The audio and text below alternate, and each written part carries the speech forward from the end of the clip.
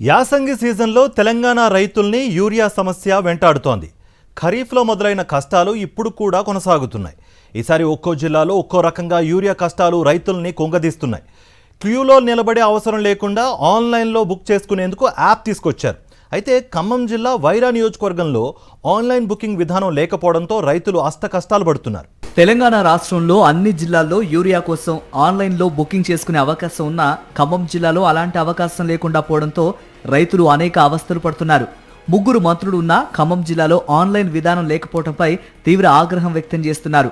రైతు వేదికల వద్ద వ్యవసాయ శాఖ అధికారులు కూపన్ సిస్టమ్ పెట్టడంతో తెల్లవారుజాము నుంచే అక్కడకు చేరుకొని పడిగాపులు పడుతున్నారు రైతులు. ప్రభుత్వం అధ్వానంగా వ్యవహరిస్తూ ఉండడంతో ఇదే అదునుగా వ్యాపారులు అక్రమాలకు తెరతీశారు. 266 రూపాయల ఎరువు కట్టను బ్లాక్లో 550 రూపాయలకు అమ్ముతున్నారు. ఖమ్మం జిల్లా వైరా నియోజకవర్గ పరిధిలోని కొనిజెర్ల, వైరా, ఏన్కూరు మండలాల్లో యూరియా కోసం రైతులు నానా కష్టాలు పడుతున్నారు. ఎరువుల కొరత రాకుండా ప్రభుత్వం యాప్ ద్వారా స్లాట్ బుకింగ్ విధానాన్ని తీసుకొచ్చినా సక్రమంగా అమలు కావటం లేదు.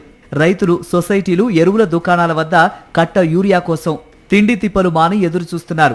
అవసరమైన మేరకే విడతల వారీగా యూరియా తీసుకోవచ్చని ప్రత్యేక యాప్ రూపొందించి స్లాట్ బుకింగ్ విధానాన్ని ప్రవేశపెట్టారు. ఈ నెల 20 నుంచి రాష్ట్రంలోని 5 జిల్లాల్లో ప్రయోగాత్మకంగా ప్రారంభించారు. తర్వాత రాష్ట్రమంతా విస్తరించారు. వైరా నియోజకవర్గంలో సోమవారం నుంచి యాప్ విధానం అందుబాటులోకి వస్తుందని ప్రకటించారు. కానీ 2 రోజుల పాటు యాప్లో బుక్ చేద్దామని రైతులు చేసిన ప్రయత్నాలు విఫలమయ్యాయి. దీంతో పాత విధానంలోనే పంపిణీ చేయాలంటూ రైతులు ఆందోళనకు దిగారు. రైతుల ఆందోళనలతో దిగొచ్చిన అధికారులు పాస్బుక్ ఆధారంగా కూపన్లు జారీ చేశారు. ఫర్టిలైజర్ యాప్ పనిచేయకపోవడాన్ని అదునుగా తీసుకున్న ఎరువుల వ్యాపారులు అడ్డదారులు తొక్కుతున్నారు. ఇష్టం వచ్చిన ధరలకు అమ్ముతున్నారు. కొందరు వ్యాపారులు యూరియాను బ్లాక్ చేసి తెలిసిన రైతుల పేరుతో విక్రయించినట్లు రికార్డుల్లో నమోదు చేశారని తెలుస్తోంది. అక్రమంగా అధిక ధరలకు అమ్మే వ్యాపారులపై చర్యలు తీసుకోవాల్సిన వ్యవసాయ శాఖ అధికారులు కనీసం పట్టించుకోవడం లేదనే విమర్శలు వినిపిస్తున్నాయి.